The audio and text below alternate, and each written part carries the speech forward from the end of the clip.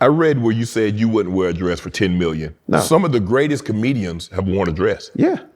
Eddie, Martin, Jamie. Yep. Robin Williams. Killed it. Mrs. Doubtfire is amazing. Norbit is amazing. Nutty Big Professor Mama. Big Mama's House, amazing, especially first. Dustin amazing. Hoffman. Yeah. Tootsie. Was it? Tootsie, yeah. Look at the, because it's not about the dress. What's it about? It's about being uncompromising. Okay. If I don't want to do it, then no amount of money is going to make me do it. See, the thought, when I say it, people have these think pieces. Mm-hmm. What is it about the dress? But it ain't about, it's I don't want to do it. And the dress to me represents standing my ground. And then when you say 10 million, I'm like, okay, if I'm worth 10 in a dress, I'm worth 4 without the dress. I gotta be at least worth 4 without the dress. I'll just take the 4. I'll just take the 4. And then some people will look at me like, man, you crazy. I was like, I'm crazy if I pass on $4 billion. When did $4 billion, when did we get to a point where $4 billion was like poo-poo? Yeah. I'm never going to be, and I want to raise my children to be that way. Right. Where it's like, being you is enough. And being and standing on whatever you're standing on, long as it's righteous, is enough. See, in that particular case, I don't even look at it as a right or wrong.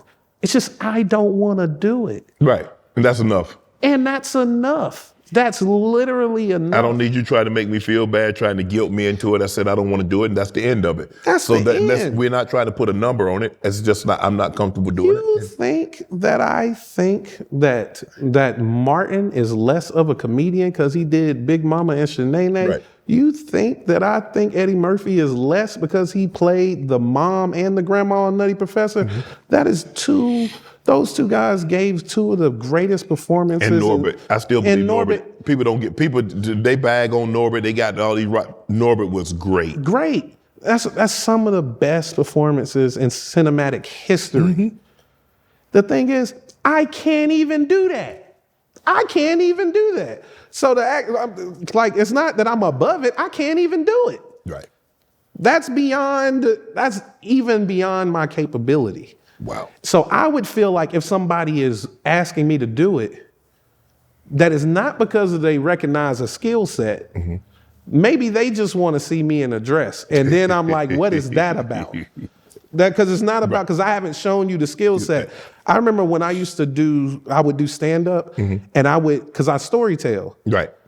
People would tell me after the show, they were like, is there ever a time when you're going to make the man and the woman in the story sound different? Because I just would use my voice. Right. That's how little I think about imitating women. I just don't do it. I just don't do it. It's not a skill set of mine. Right. Yeah. You said you don't believe in political correctness. No. Let me ask you this. Can white people say the N-word while rapping?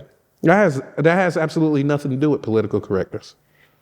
That has everything to do with how safe you feel in the moment. I tell them to say it all the time.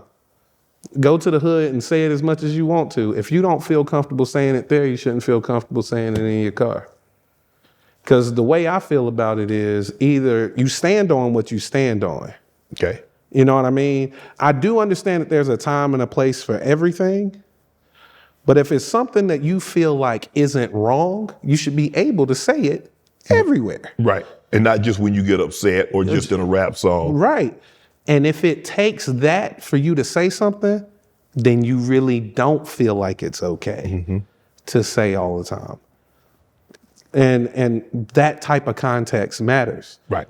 I would never, like for me, if I do a clean set, right? They'll go, can you do clean? I was like, I can imagine my grandma being in the audience. Easy work. Right. Because I would never speak like that in front of her. Correct. Never speak like that in front of her. So in my mind, I know that cursing a certain way ain't okay.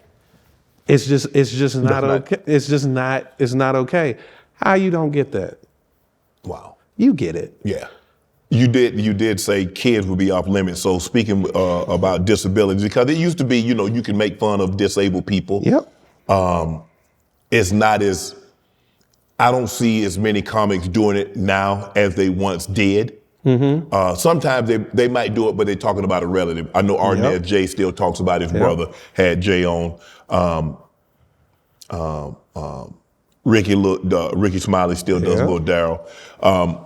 But is that a space? But you never occupied that space, so. No, I actually do a joke on my special about my son, believing my son was on the spectrum and then finding out that he was not. Because he was nonverbal until he was 4 years of age. Well, we just found out is on the spectrum. They were wrong. He is on the spectrum. He is on the spectrum. He started doing therapy and everything, behavioral stuff, and we're and I'm not struggling with it at all. I look at it and be like, I can't wait to talk about this. And whenever, everybody has a day.